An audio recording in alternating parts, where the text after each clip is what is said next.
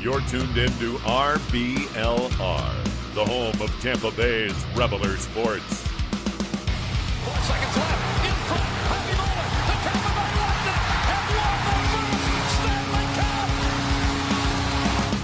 And the Tampa Bay Lightning have won the Stanley Cup. Lightning strikes twice. The Tampa Bay Lightning win their second straight Stanley Cup.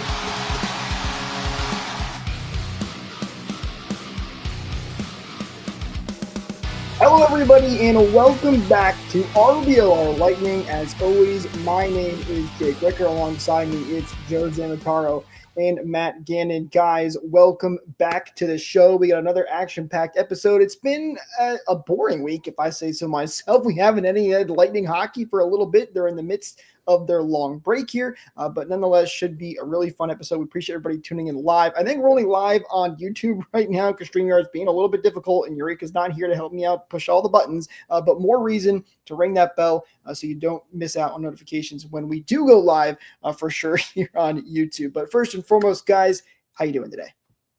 Doing pretty well. Weather's been holding up pretty nicely. It almost reminds me a little bit of summer because it's been warmer and we haven't had any hockey.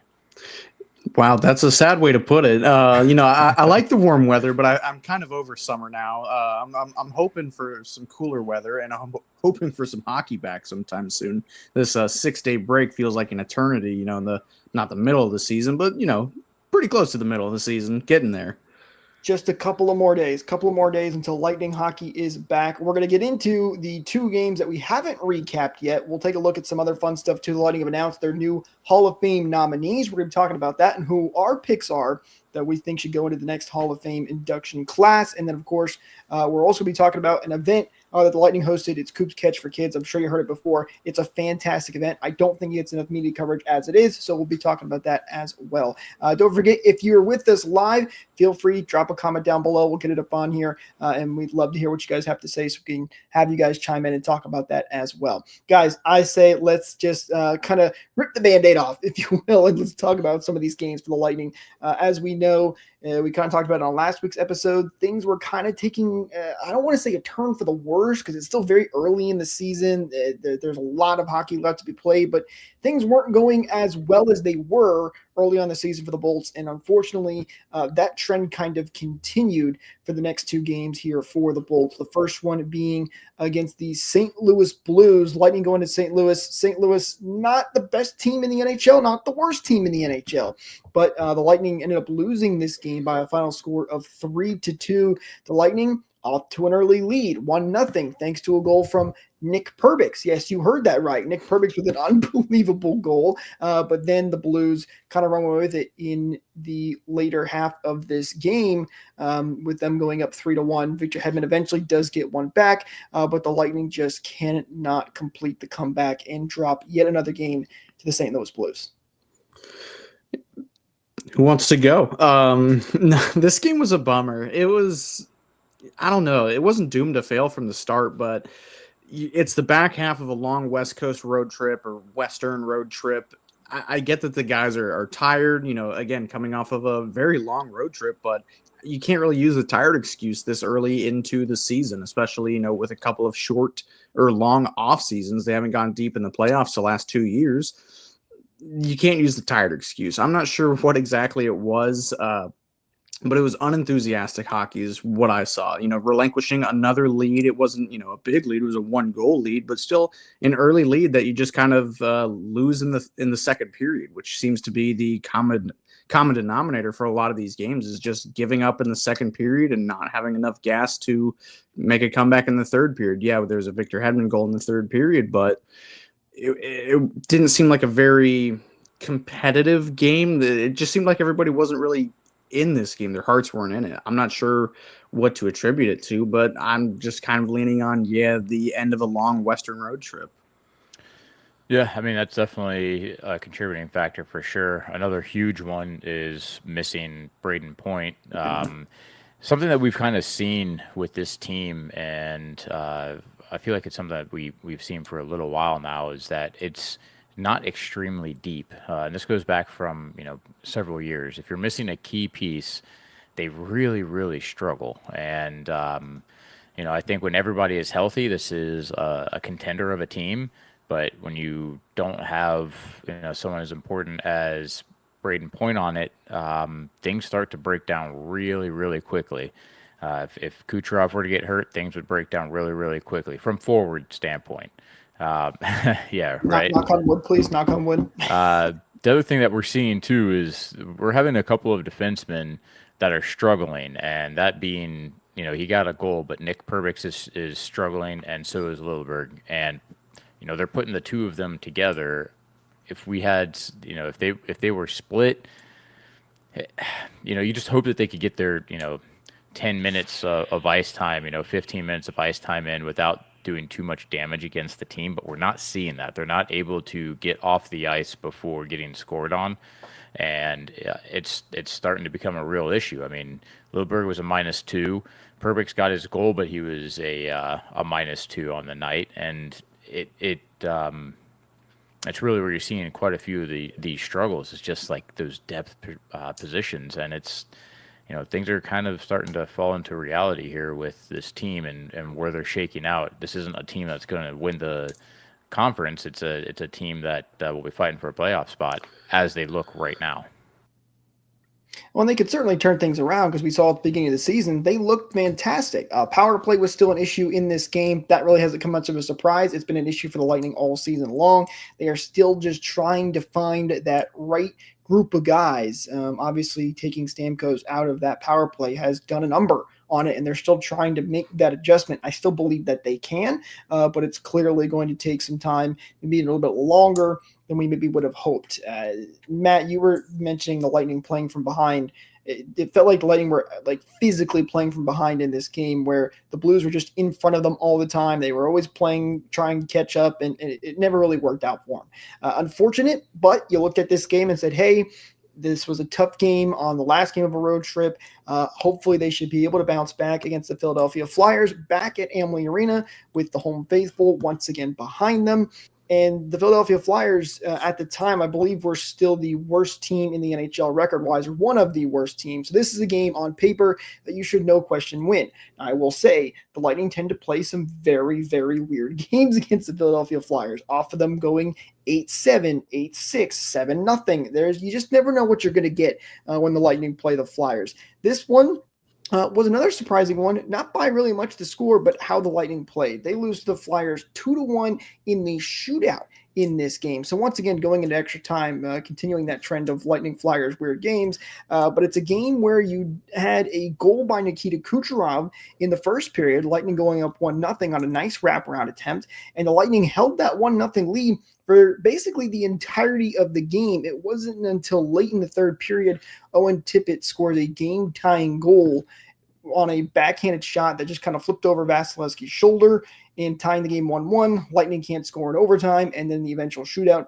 which they lose. So disappointing. Just really, I don't know if disappointing is the right word. Guys, I don't know about you, but this felt like the worst loss out of all of them.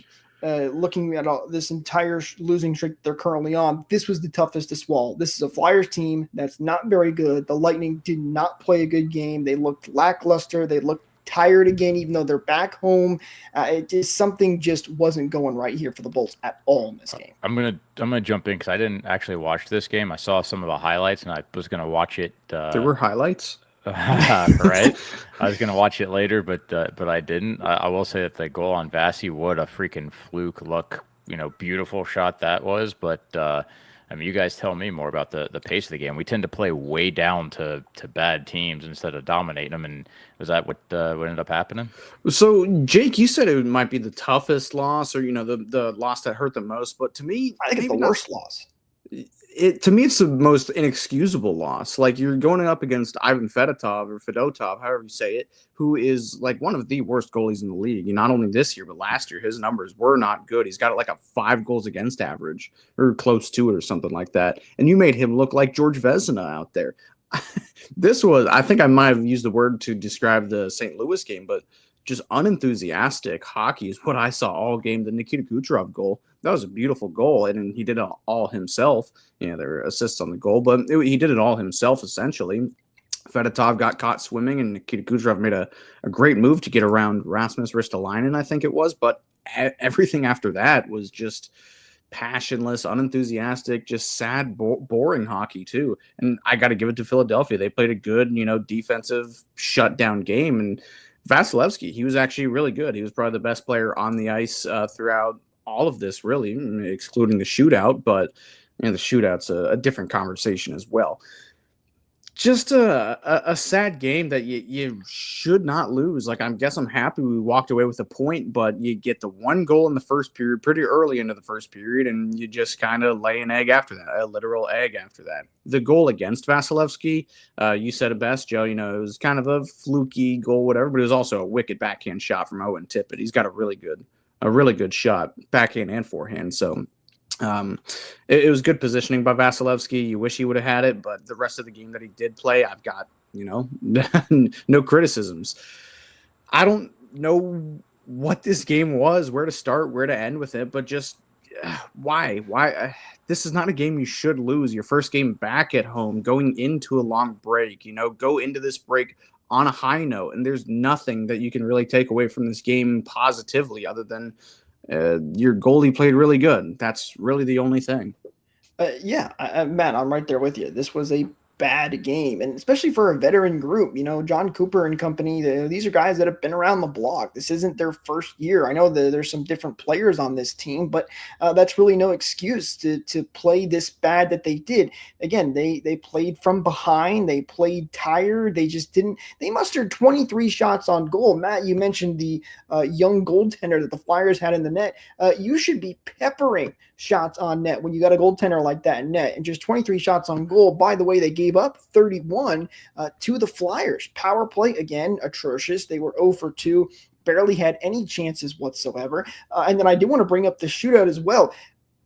I wish I was there. Yeah. Unfortunately, I'm not in Tampa right now, so I wasn't able to be in the press room for this game, but I wish I could have asked John Cooper what the thought process was, and I'm going to mispronounce his last name because I still haven't learned it, but Gage Conclavis, why is he out there as the first penalty shooter? This shocked me, and I get, coaches try to pick the player that's having the best game, and I love to see the young guys out there. You got to give them a chance, but it baffled me. I didn't understand why he was out there for the first shot when you got guys like Nikita Kucherov out there, who is Kucherov sometimes struggles when it comes to breakaways, but he's a great shooter. He scored the only goal in this game for the Lightning. That confused me, and the shootout, was nothing special at all. I mean, the Lightning players that did shoot just kind of shot right on net and couldn't get anything going. Very disappointing. Yes, they do get a point, but this is a game they should have won easily in regulation.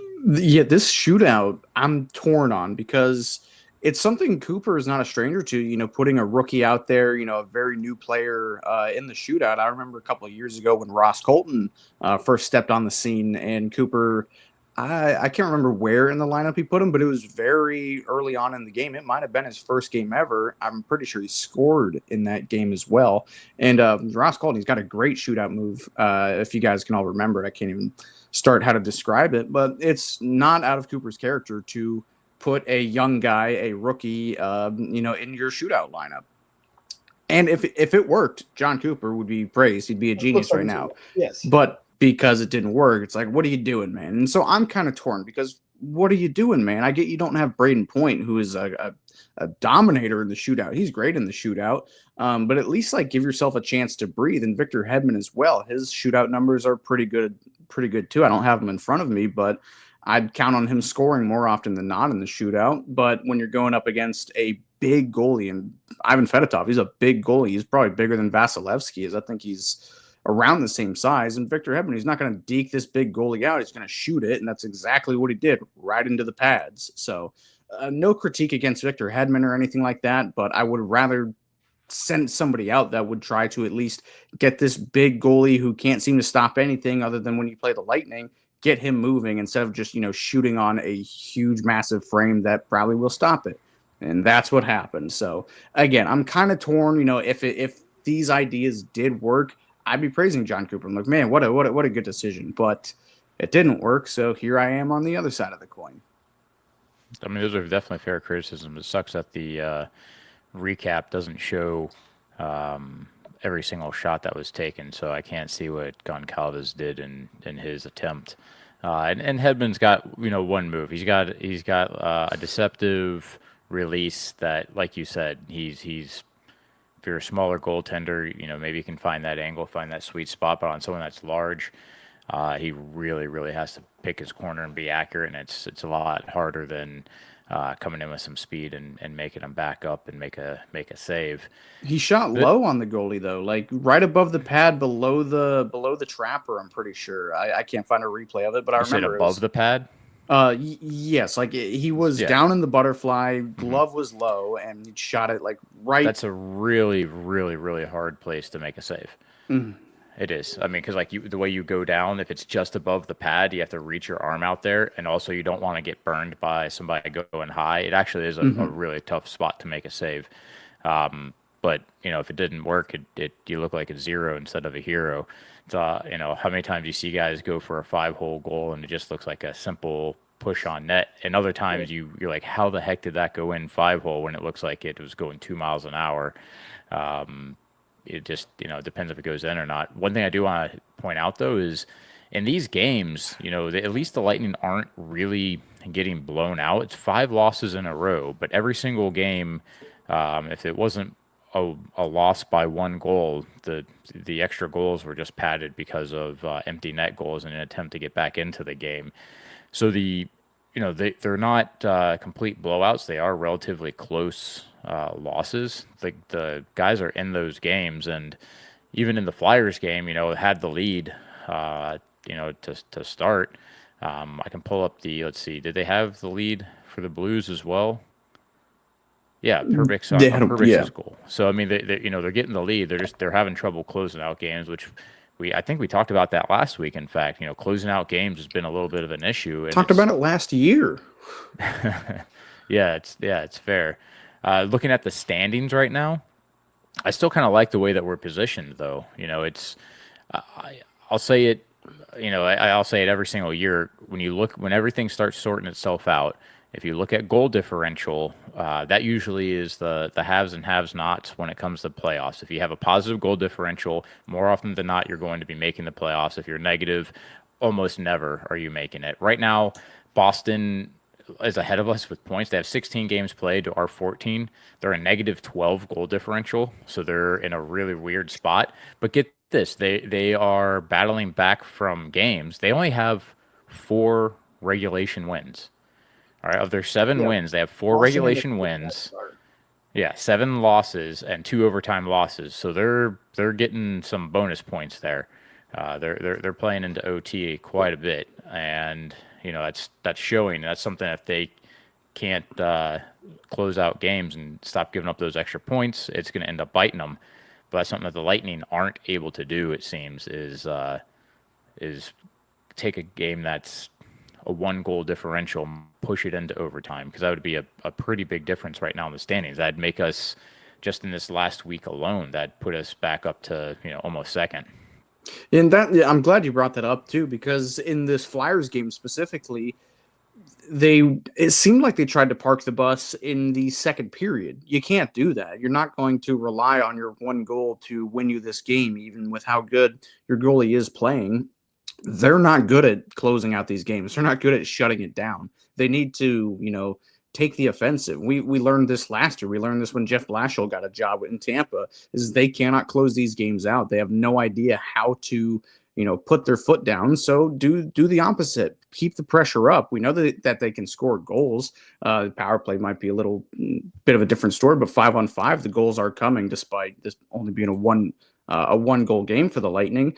Keep the pressure on, hit them with the dagger. You know how satisfying it is to hear Dave Mishkin say dagger, like just keep the pressure up. And who am I? I'm not a coach or anything, but we've seen time and time again that they cannot close these games out, and you're parking the bus way too early, trying to play this, prevent defense, shut them down, don't let them get anything. And it worked kind of for the most part. It was a beautiful goal that went in against Vasilevsky, a really nice backhander that 99 times out of 100 gets saved, but you're still not playing the style of hockey that suits your players the best.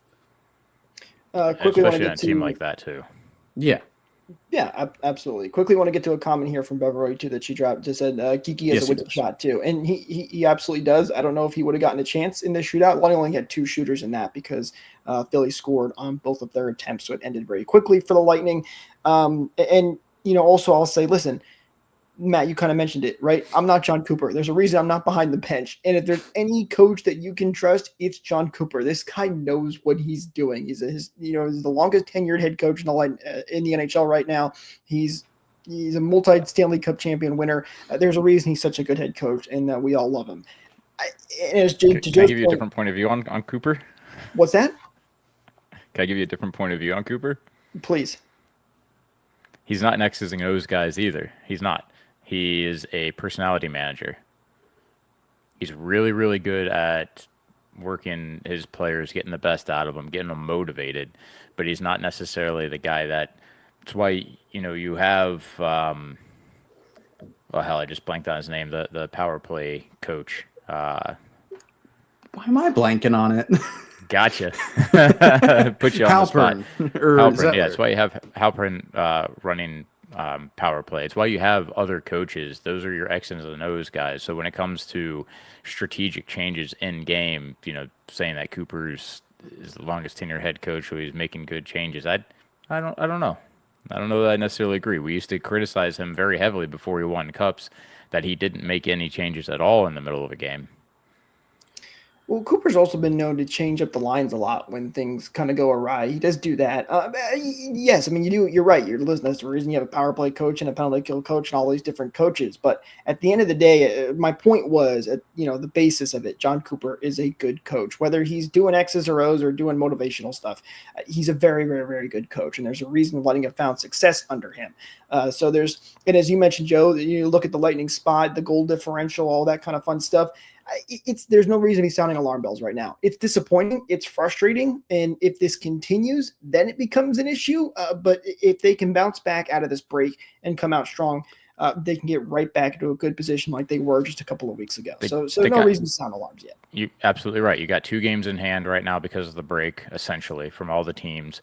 If you win those 2 games, you're back up to 19 points, which puts you 1 point down on second place, which is the Maple Leafs. They're not in a horrible spot, and it's probably good to get these kinks worked out early with the team, but they're obviously being shown. And the Maple Leafs aren't even playing pretty good hockey either. It seems like it's the Florida Panthers in the Atlantic and a bunch of guys, and we're part of that bunch of guys. So, we're not in a we're not in a bad situation right now. It's just been a bad 2 weeks or so for Tampa Bay sports, really.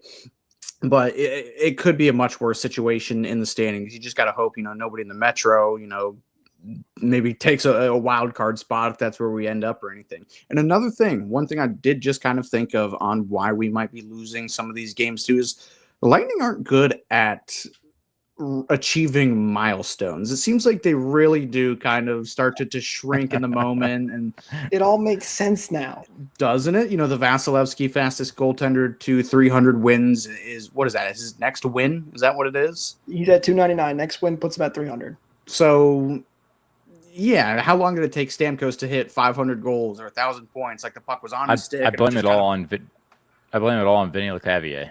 How's that? The first time that he had his chance to get 50 goals, it took him like 6 games to get that 50th goal. And when he did it, it was a weird spinorama backhander, almost from the top of the circle.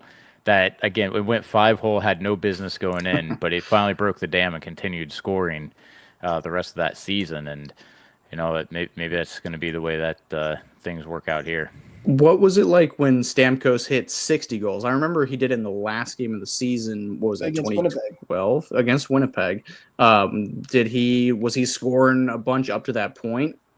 Or that one I can't recall. If I'm not mistaken, and don't quote me on this, I think he did hit a slump as well, a little bit there. Not as much as some of these other guys, but that goal was 100% worth it to happen in Winnipeg. And the way that moment was one of the best Steven Stamkos moments there is, when he scored 60 goals and got that standing ovation in Winnipeg. That was a fun moment. Matt, thank you so much for reminding me of a fun, great time. It's the tough patch that we're going through right now for the Lightning. I'll tell you one thing, though, that does always cheer me up no matter what's going on with the Lightning. It's headed over to shop.rblrsports.com and checking out the awesome team-inspired merch that we have over there for you guys. Lightning, Bucks, Rays, Rowdies, you name it. Again, it's shop.rblrsports.com. Links, as always, are in the description as well, and you can use code BOLTS to get 10% off your order as well. Look at that, man. You got the $10 bill with the 10% off. Fantastic. I love it. We don't have the graphics. I got to put a 10 somewhere. Unfortunately, I don't know where the button is for the graphic. Again, blame Eureka. He's not here right now, so I don't know where all the buttons are. Anyway, let's get to some more fun stuff and some really cool events that the Lightning have been putting on over this past week, and then we'll get into the game previews and then wrap up from there. But do quickly want to mention this event. I don't think it gets nearly enough media coverage every time it happens. If you go on like the Tampa Bay Times and one of the local news channels, they've got articles written on it, but even still, it just doesn't feel like it's enough media coverage. And that's Coop's Catch for Kids, which is an event he's been putting on. I believe this was the 7th year that he has done it. It's an event where Cooper and all the players and a couple other people as well. Gretzky was there last year. I believe he was here again this year as well. They go out with fishing with some of these kids, and they raise money for cancer research. It's an awesome event for a great cause, and I think Cooper does a fantastic job putting on this event. They had that once again this year, and just wanted to talk about it real quick. It's a great event. My dad actually got to go on one of the boats this year and fish with some of the guys, which was really, really cool. He told me a little bit about that, but it's just, it's a great thing that Cooper does and really gets him involved in the community. Joe, you kind of mentioned how he's a great motivator. He's great in the community too, which you always love to see when a coach can get that involved with their community.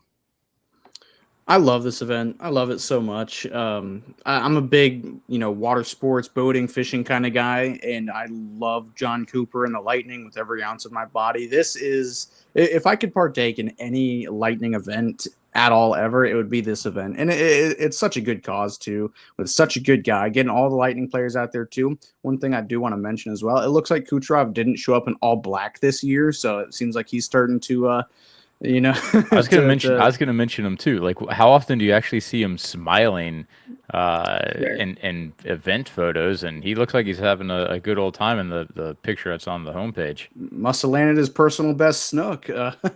No, it's such a great event. I'm jealous. I'm glad your dad got to go, Jake. That's really cool. Tell him to put in a good word for me for next year. All right. I'll see what I can do. He was on the Sorelli boat, by the way. It was him. There's a couple other people, him, Sorelli, and Gabby Shirley, who were all on that boat. And from what I've been told, they caught a couple of baby sharks, which was pretty interesting. I don't even know. Damn it. Wait, what? Now it's going to be stuck in my head. Thanks. Okay, anyway, we're going to keep moving on so Matt's ridiculous joke doesn't get stuck in anybody else's head. But yeah, they caught a couple of baby sharks, and then I didn't think they caught a ton of more fishes, but it's an awesome event at the end of the day. And there is a charity thing that goes on a little bit before. Again, there's not a ton of media coverage on it, which is unfortunate, but there's a charity event that goes on where they get a lot of donations, and that's how they raise a lot of the money too. So it would be awesome if they could do like a small, couple minute thing in like recharge for the next episode or something like that. If they could cover it, I know it's not, mass media, NHL covering it or anything, but to show us more of it, at least, us Florida sportsmen kind of guys. I just love it. I get a kick out of it so much. Matt, I need to get to this comment that just popped up, and I'm going to throw up here right here. I cannot believe I'm reading this. Matt, you are a miracle worker. A comment here from Ethan. Matt converted me from an Avs fan to a Lightning fan. He converted me from the dark side. Yes, Ethan, yes. we love it. We're glad you're here as a Lightning fan now. It's a great place. Sorry that we're in a little bit of a rough patch right now that you had to witness that, but that's pretty funny. Yeah, after the Flyers game, it being such a tough loss, I was like, it's okay if you want to go back to the Avs, man. Like after that, whoa. Hang on. Don't jump ship. Stick with us here. It's going to be a lot of fun throughout the entirety of the season for sure. Other thing that I do want to mention here for the Lightning and the big news that they put out is we're having our next Hall of Fame induction class that's going to be coming up, the class of 2025. The Lightning announced all of the nominees for this year.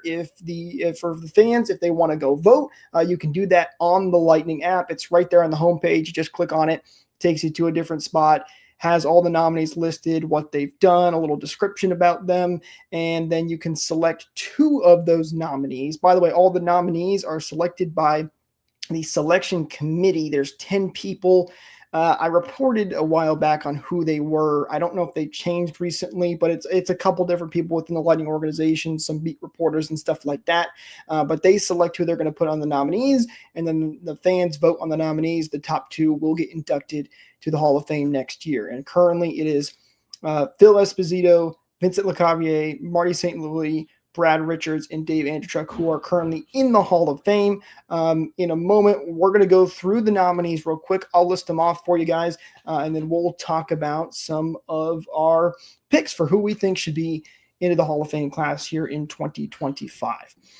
So let me run through these nominees real quick. There's 8 of them this year, which, if I'm not mistaken, the last 2 years before this, it was 12. So there's actually less nominees this year. There's a couple of people that have come back again. So here's what we got. We got Ryan Callahan as the first nominee, played part of 6 seasons with the Bolts, helped the Lightning to a 2015 Stanley Cup final appearance, and served as an alternate captain for Tampa Bay from 2014 to 2019. He's also done some big stuff in the community as well.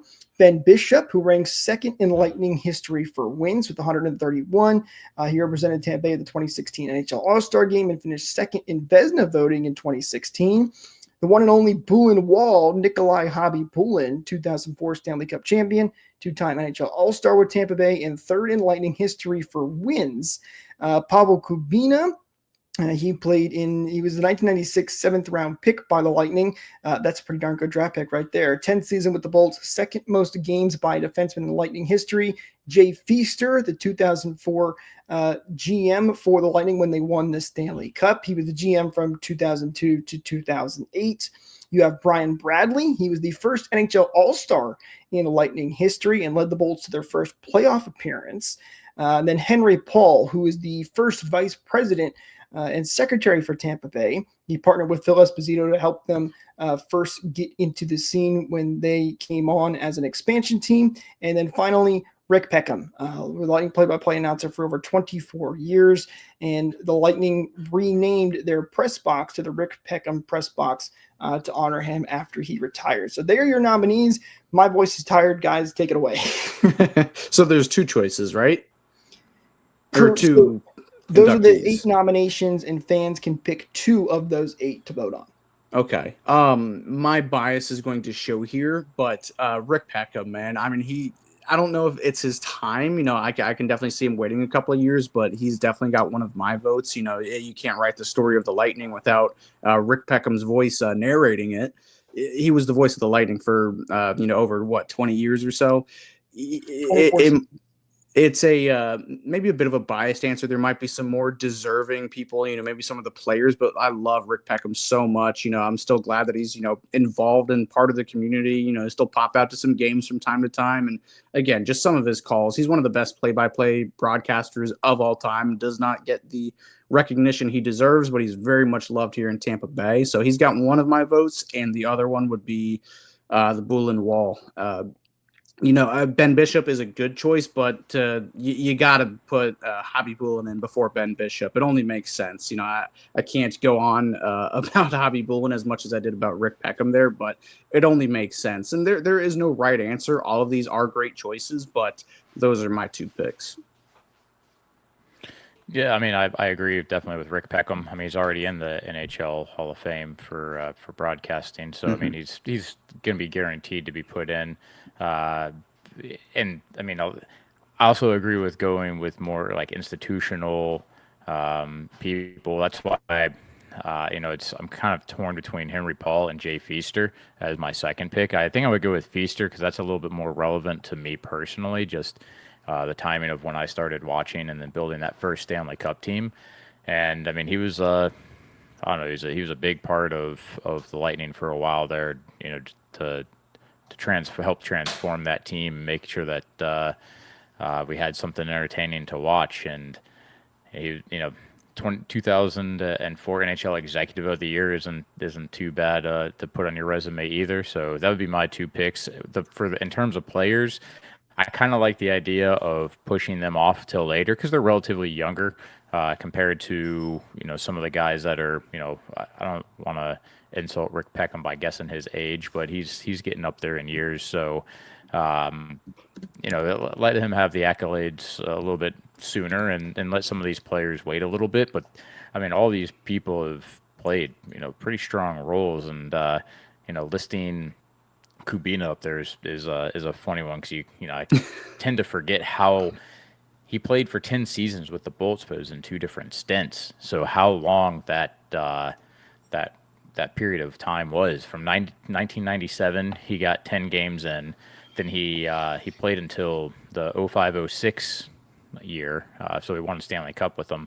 Went to the Leafs and Thrashers for a few years, then came back in 2010. Played in 2010, 2011 with them. So that's a long time to have your number dedicated to for being a Bolt. I'm right there with you guys on the clean sweep for Rick Peckham. You guys know Rick Peckham is one of my idols. I love Rick Peckham. He's a fantastic announcer. And I basically just repeat what Matt said. He was amazing. It's a no-brainer. Rick Peckham was actually on the nomination list last year, but did not get it. So I think he's a shoo-in this time around.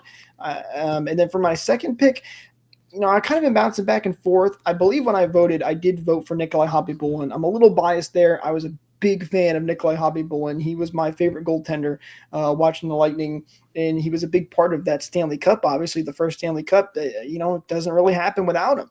But, Joe, I do think you make a good point. When you look at a guy like Jay Feaster, who kind of shaped the Lightning in those years to help them bring that first cup, I think that's a great pick. And as you guys have both kind of mentioned, right, there's no bad picks here, really. Anybody that goes in, and keep in mind, too, like Rick Peckham, for example, he was a nomination last year, didn't get in. These guys are going to eventually get in, if not all of them. There would be like one or two that maybe never get it. Like, this is the third time, I believe, Henry Paul has been on the list. He was on the first one, the second one, and now this one. And I think it's tough for him because most people, when you ask them, do you know Henry Paul? They don't. He's not a big figurehead in the Lightning organization and is not that well known. So he's a tough one. I don't know when he may get a good chance to get in. He's definitely deserving. But man, my picks are Rick Peckham and Nikolai Hobbs-Bulin, but you could definitely go Jay Feaster as well. That's not a bad pick either. Andre Waugh was snubbed. Well, that was my next question, Matt. Was there anybody that you thought was left off of the nominee list? Now they did kind of dwindle it down a little bit. The last 2 years, I think 12, if I'm not mistaken. So, and again, you'll get more nominees as seasons go on, and the Lightning, get older as a franchise. But is there anybody that jumps to your mind for you guys that was left off? Joe has got he's smirking on his face right now, so I can't wait for this. Well, now that his career is essentially over, Steven Stamkos should be on the ballot. Ba-dum! Dang! All right, so we're just going to Oh, wait, no. Well, I mean, it's been interesting. That was crazy. Steven Stamkos' time will come for when he is officially done with his career. Bogo. The Predators, oh boy, man, that is – you think the Lightning have it rough right now? The Predators have it rough right now. The things are not going well over there in Nashville. But, Matt, anybody that you think was left off the list maybe? Bogo. Okay, you both got it. Kick me out. Bogosian. I don't think he's one that would get on anytime soon. He'll be in the real Hall of Fame. It's okay.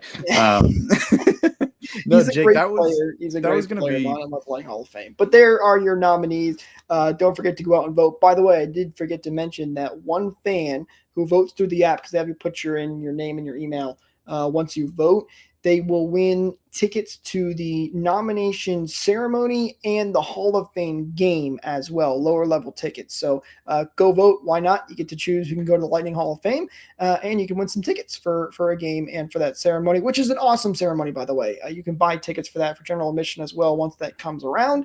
It's a really cool, fun thing to do. So go out and go vote for a fun thing for Lightning fans. All right. let's look at the road ahead here for the Lightning. I've mentioned still in that long break right now. The next game for the Lightning is going to be on Thursday, which will be at Amalie Arena against the Winnipeg Jets at 7 p.m. Eastern. This is a big game. The Jets still the best team in the NHL right now. They are cruising right along. It doesn't seem like anybody can stop them. The Lightning did play the Jets once already this season. Tough loss to them. Kind of got out of hand when it comes to empty net goals, but the Lightning did kind of play them close. And then you have the New Jersey Devils on Saturday, the 16th at 7 p.m. Eastern, again at Amalie Arena. And then we'll be back for the next show, and we'll look at the next week ahead. So 2 games coming up this week, guys. Winnipeg Jets and the New Jersey Devils. Man, what a way to come out of a break. We already know how terribly we play coming off of a long break, and the reward we get is the 14-1 Winnipeg Jets.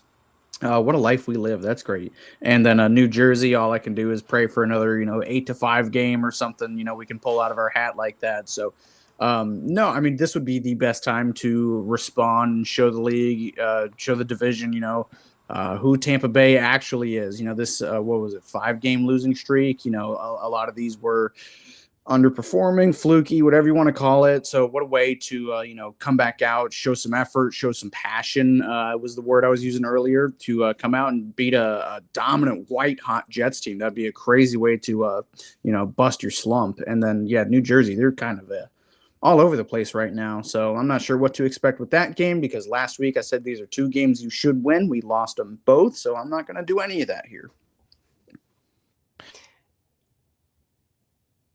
I think we might have lost Joe there. Hopefully, for a second. Coop's been bag skating these guys for the past week. Build up there and. Am I coming through? Yeah, kind of. You're there. I'm there. All right. I'd say hopefully Cooper's bag skating them for the past week, and they come in with some better skating, better legs, and have a Jets team that's a little bit tired. But I don't like the odds against that first one. The team never does well with the week off, and I'm usually not a pessimistic type of guy. But it's just, this feels like an uphill battle right now. It doesn't. They need to change something. Hopefully, this week of rest will be the change, and we see it on Thursday. I am an optimistic person, and the Lightning are going to go 2-0 out of the break. I've got a good feeling we're going to come out strong, looking good. Well, I don't know, but Joe is right. The Lightning usually struggle with breaks. Hopefully, they kind of fix some of those issues throughout the week of practice here, but we'll be here to recap it all for you guys. Don't forget to hit that like button if you did enjoy this video. Hit subscribe, ring the bell for notifications so you don't miss out on future episodes. If you're enjoying these, hit that share button. It really helps us out, and we really do appreciate it. But guys, that's going to do it for us in this episode. Thank you so much for watching, and we'll talk to you next time. Go Bulls!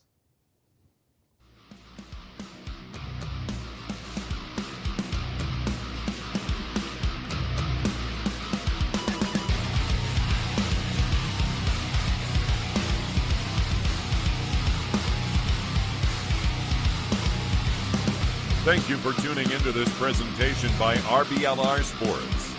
On your way out of the stadium, please remember to like and subscribe.